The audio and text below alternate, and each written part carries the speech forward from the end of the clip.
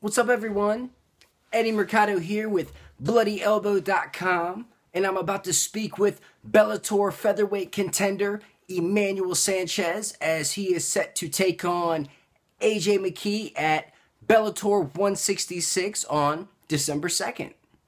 So let's give Emmanuel a call and find out what he's been up to since his last bout, find out his thoughts on his up-and-coming opponent, and maybe his plans for the future in Bellator. Emmanuel Sanchez, thank you so much for taking out the time. You said you just got done training. Are you at Rufus Sport right now? I actually live right across the street from JiuJitsu. Oh, that's convenient. That's real convenient. that's super convenient. Well, yeah, man, you're on a tear right now. You're 13-3 overall, 5-2 in Bellator. I mean, it's kind of a whirlwind. You started in 2011, and 3.5 years later, you're fighting a former world champion. It's just crazy when you think about it. You know, just around this time in 2011, I was making my pro debut. And then, you know, just again recently around this time, 3 years ago, I was just making my debut in Bellator. And now all of a sudden, yeah, boom, fighting these former UFC vets, the former champion, everyone. I'm just like, whoa. And it's pretty crazy, man. It's very surreal, and it's great to be where I'm at now. Now, how'd you even get mixed up in martial arts, and how'd you find Rufus Sport?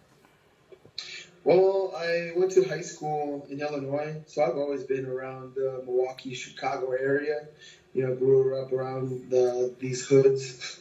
But just right upon graduating high school, I knew that's what I wanted to do. Like, if there was a college for mixed martial arts, that's what I wanted to do, man. So that's what I wanted to be, and that's where I'm at right now.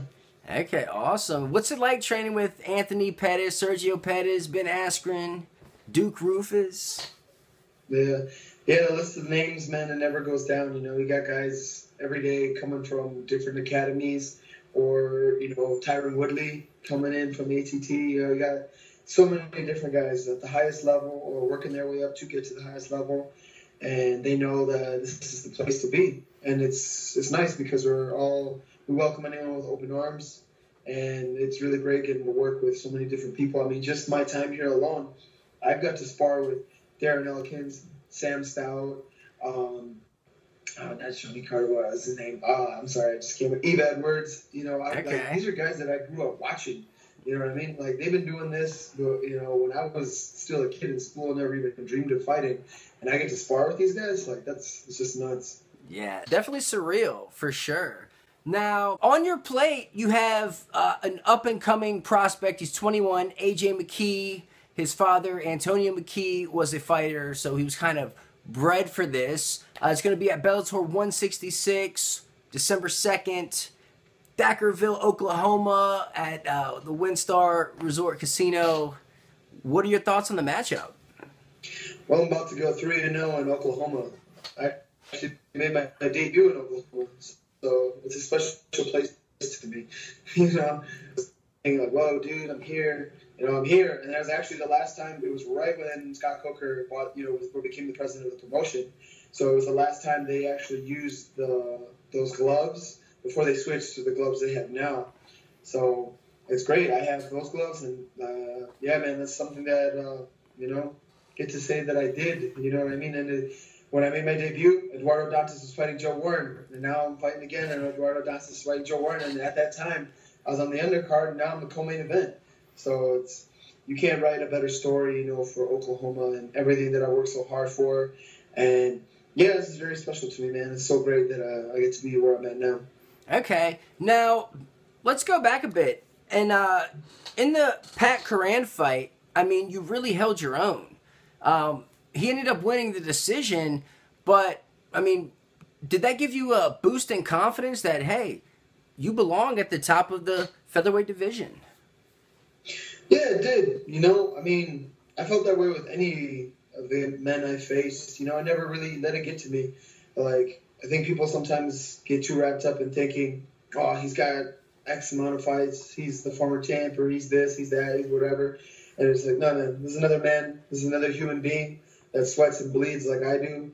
and got to wipe the backside just like I do, you know, unless they use the left hand or the right hand, whatever, it doesn't matter. It's just, yeah, man, it's just another human being like me who, you know, who can get hurt just like me, you know. So for me, none of that ever mattered. For me, it was just like, okay. The only thing that was different or weird or awkward was that 3 weeks prior to that fight, you know, he was getting ready to fight someone else, and I came in on short notice, was that I was just training with him. Like, I was literally just training with him. Really? Like, he came up training with us, yeah.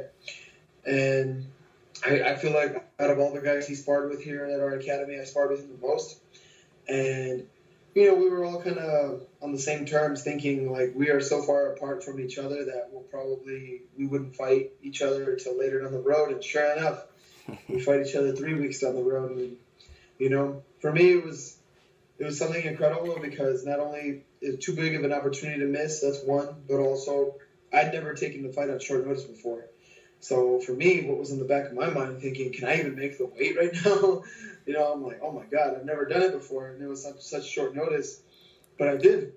And, you know, I didn't really feel it in the fight. You know, maybe I didn't look like how I looked in other fights, physically good, but I felt totally fine. And, you know, I did. I felt like I took it to him. Rewatching it, you know, when I did, I was like, you know, this guy, okay, he won a decision. He was able to just do a little more, but I feel like the judges definitely favored him. Everybody kind of favored him more when it's like really, I believe I won more than I actually lost. You know, I won the fans. I won the credit of my employers in Bellator.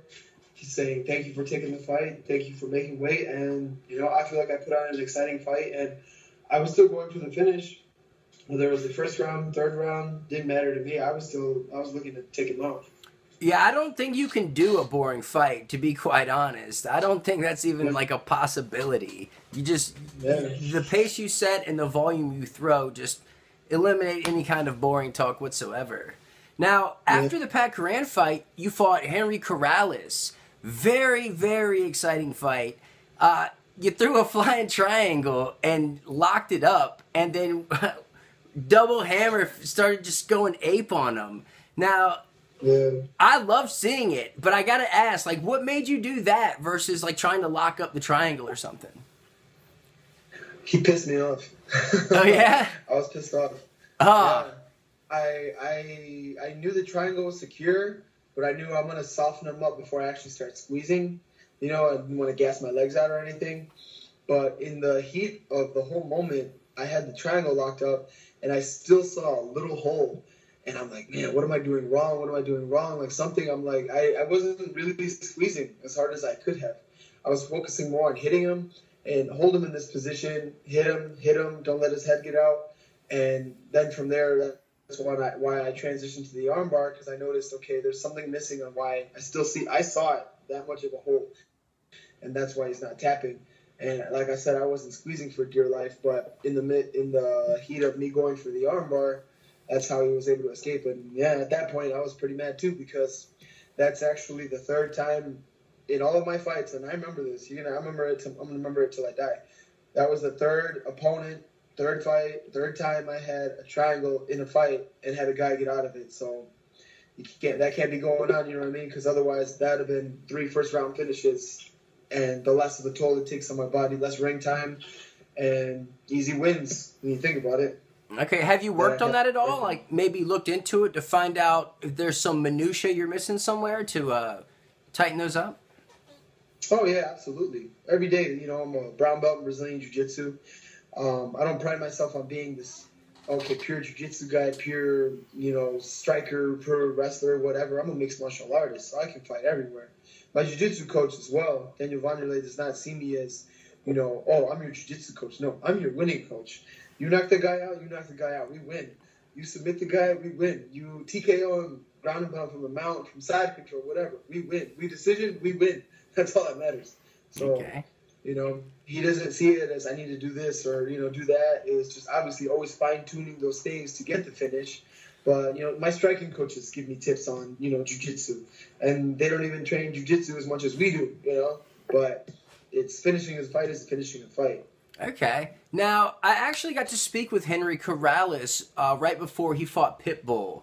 And I'm talking to him, and he popped out his front teeth. And I don't know if you know this or not, but you actually knocked out his front teeth in that fight. I think it was in the second round with the left head kick, knocked out his two front teeth. Were you aware of that? He just, I just remember after the fight, he just told me that he's like, because he left his mouthpiece in too, and he's like, hey, you knocked my front teeth out. I'm like, good fight. And I'm like, what? And he's like, you didn't want to pull out the mouthpiece and have the teeth off, but yeah, you knocked my teeth out. I was like, no way. I didn't know what strike maybe he could have done. I just knew the guy was tough as nails, and I'm like, man, this guy's like a billy goat, dude. This guy, I'm hitting him. And maybe that's all I should have kept doing was continue to hit him. But, yeah, he was just, man, balls of steel is what my coach would, said. He just had no quit in him. Definitely tough. Definitely, one of the tough guys out there. Now, you ended up winning the split decision. And that kind of started this streak where you got 4 consecutive split decisions. Now, what is your thoughts about that? Like, why do you think it is that you go to war with everyone? I don't know, number one, with Corrales on how that was split. One judge gave him all 3 rounds. And I'm like, okay, he headbutted me, and then the second round he landed 2 punches. So I'm like really thinking, every time I watch the fight, I'm like, okay, yeah, there was blood because he headbutted me, but what did he really do that looked like he was attempting to finish the fight? And it's not like he knocked me down. It's not like I was, in desperation mode in any way, shape, or form. Like, as you said, the flying knee, the head kick, the flying triangle. In the second round, I took his back, and I was going for the choke. I'm like, in my mind, these judges are so stupid. I think because I'm attempting to finish the fight. I'm doing everything to finish the fight. I'm going for takedowns. I'm going for strikes. I'm going every way possible to try to finish this fight. And yet it's a split decision. So number one, I don't know how that went.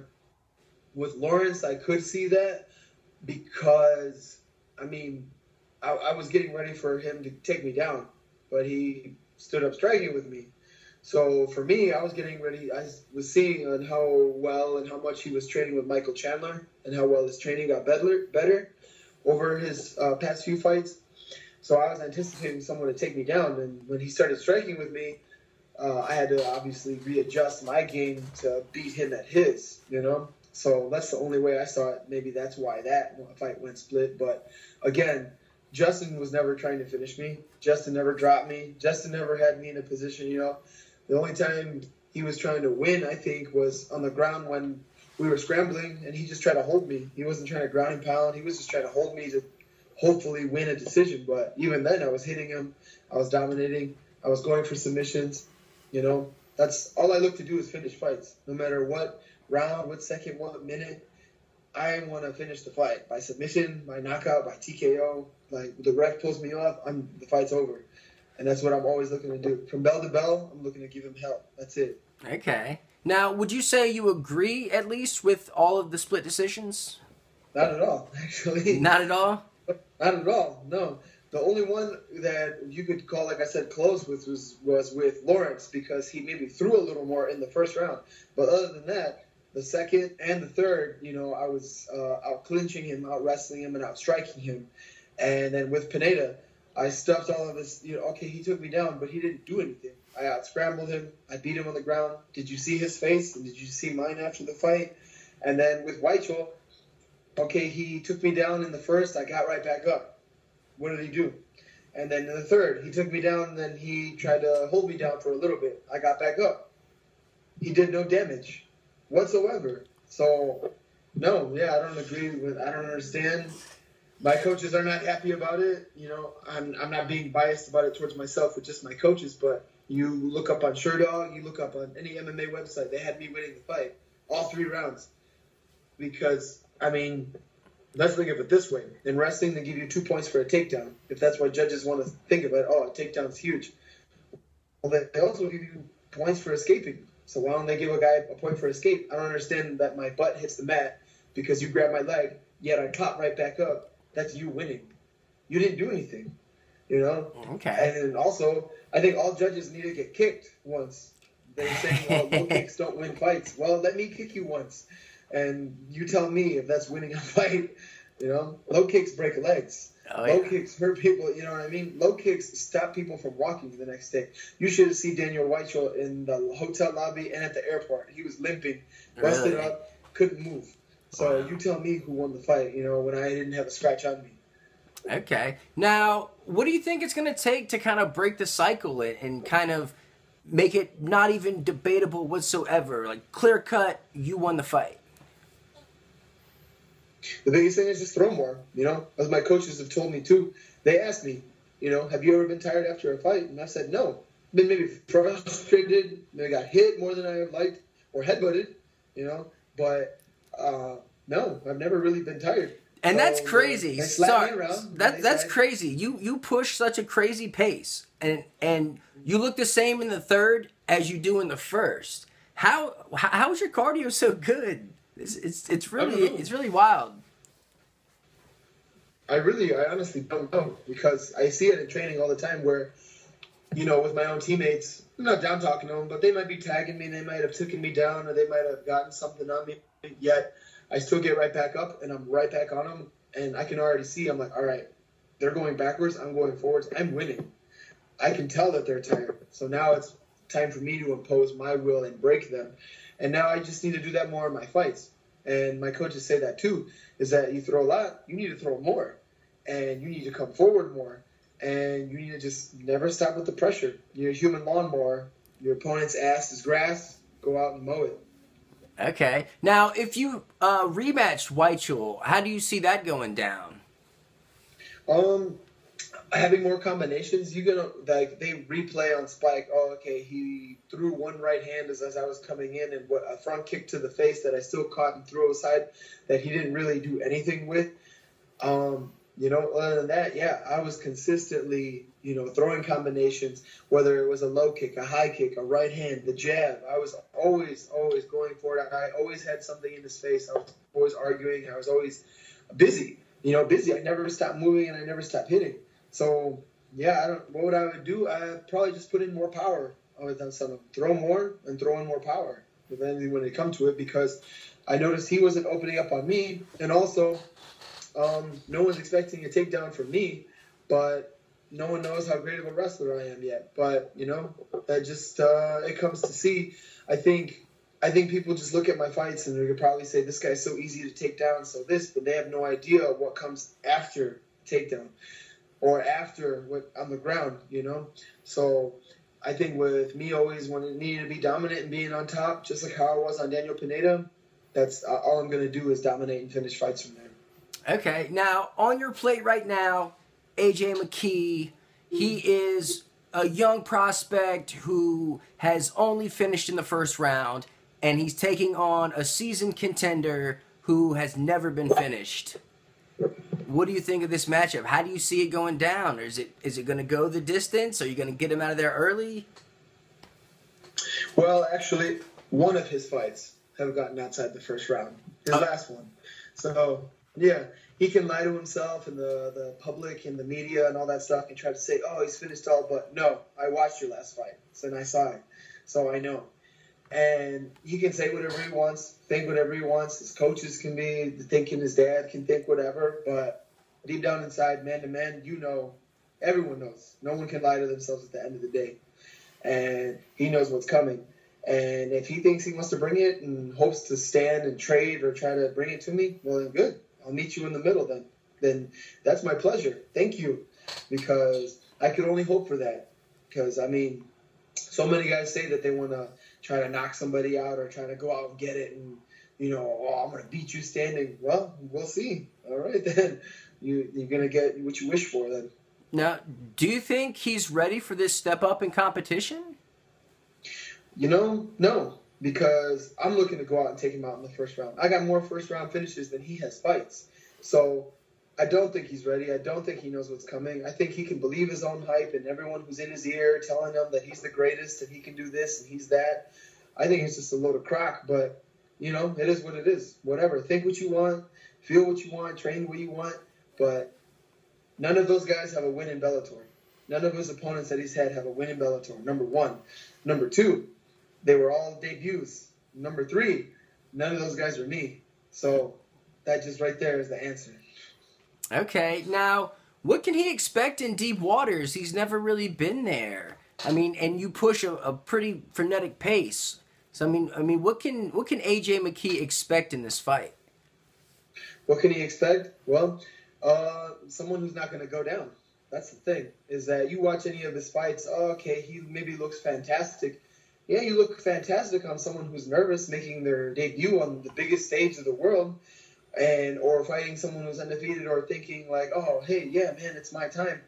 And boom, they were able to crack because they didn't know how to handle someone, they've never been in deep waters themselves, They went out and were one and done. Anyone could look amazing fighting someone who's 3-1. Not putting anyone down who's out there 3-1, but yeah, anyone can look amazing. You put me against someone who's 3-1 right now, how do you think I'm gonna look? I'm not discrediting. Granted, the kid could be tough. The kid could be an All-American wrestler, a Brazilian Jiu-Jitsu black belt, a high-level striker, whatever, and he could put up a fight.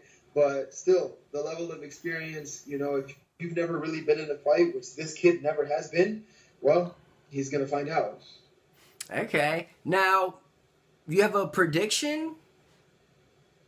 A prediction? Prediction. I'm going to finish this fight, whether by knockout or submission, in the first round.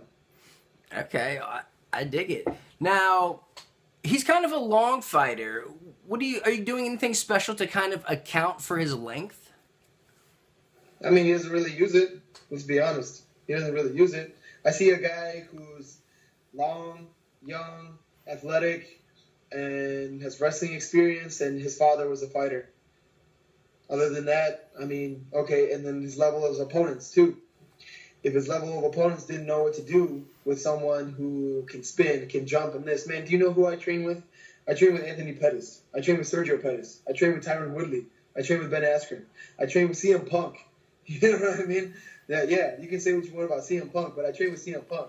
And no one can get in my head or can get nothing. I train with some of the best guys in the world who, at the highest level, Sage Northcutt was just here, So it's going to be nothing I've never seen, nothing I never had, but I know I'm going to bring something that he's never seen and something that he's never had. So this is I'm not even going to say a step up. I'm not trying to talk myself up. I'm not trying to toot my own horn. I'm just trying to, let's state the facts. You've never really been in a fight, and I have. I know what it's like to been pressured, been pushed, been this. And you can sound confident. I won't even say cocky. You can sound confident all you want by saying, oh, I've done this to this guy, that guy, this guy. Well, it's because none of those guys really did anything to you. What's going to happen when someone is right there and meets you in the middle? Because I can only hope that he runs across the cage and he's going to come get you. Well, then, let's go. I'll meet you in the middle. Okay, fair enough. Now, what would be next for you? Whatever Bellator brass says. I mean, I keep my eyes on all of them. Since I signed my contract before I made my debut, I was watching Pat Kern and Pitbull go at it again. I was like, you know what? I'm going to watch these guys closely. I didn't know that I'd be fighting any of them within the year or even getting the phone calls to fight any of them, because Corrales stepped up to fight Pitbull, but they called me and asked me to fight him too. But I was in Las Vegas with my training partner, Anthony Pettis, when he was fighting. So I couldn't do it, that same weekend. But I'm ready for whatever, whoever, whenever, wherever. I think I've proved that in 2015. That's what I proved, because, I took 2 unscheduled fights within, 3 weeks' notice, less than a month's notice. Fighting Justin Lawrence, I couldn't even spar because I still had stitches in my head from the headbutt Corrales left me with. And I knew the fight was so close. I was just like, you know what? Let's just focus on this and, get the weight down, and there we go. And we did it. So for me, I was like, wow, dude, I really just did it. 2 unscheduled fights in the year. One didn't go my way, but I wouldn't be where I'm at now if I hadn't taken that fight, And having 3 wins in under 5 months, Daniel Pineda, Henry Corrales, and Justin Lawrence, it's pretty incredible, And now I've signed my new deal. I'm fighting this guy right now. So whoever they put in front of me, I just want to take them out as well. No matter who it is, where they're from, what they do, I go out and take them out. That's it.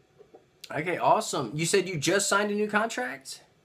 The last one, Daniel Weichel, was the first fight of the new contract. Okay, how many fights are on that contract? 5. 5 fights. Okay, nice. Awesome.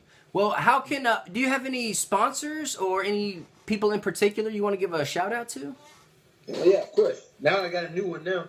I have Arandas car dealership here in Milwaukee, Wisconsin. He's a man just like myself, man. You know, he's living the American dream. He and his family were Mexican immigrants as well. They came here, and now he owns businesses here. He went to school. He's a businessman, and he owns multiple businesses here with his family. And how great is that? You know what I mean? That he came from humble beginnings to nothing to being here and living a good, making an honest living, living a clean life, you know? So I'm very thankful that he's on my corner now. I have Iowa Bison. The Matador loves his bison, so they hook me up. They give me the best meat to aid for my protein, for my training. Clayton McBride and McBride Mats. Not only do they sponsor our gym, we get the best mats in the business, but also he helps me and supports me and has gotten me to where I'm at now. Wisconsin Athletic Club. I get to go out and hot tub, cruise, lift, do whatever I need to do when I need to at any athletic club here in Wisconsin, so that's nice. I have grit mouth guards for protecting my dentals, make sure my front teeth never got hurt or anything like that. Diamond MMA cups, protect the family jewels. I'm not planning on having kids anytime soon, but if ever in the future it happens, Diamond MMA cups protects the you-know-what down south. So we know the future is secure with Diamond right there. And that's who I got for now, man. Just Combat Corner. I got the best training gear in the game. Combat Corner, actually. They made these little MMA gloves that we get to have on our keychains. Nice. With Rufus. So, you know, I'd have to say Rufus Sport is a sponsor, too, because I get to work at the best academy in the world. Not only do I train there, I'm a coach there. So it's very nice that I get to, in between fights, get to make a living and do what I love for a living here at this great academy. Awesome. Well, how can people follow you on your journey? What are your Twitter handles, Instagram, the whole nine?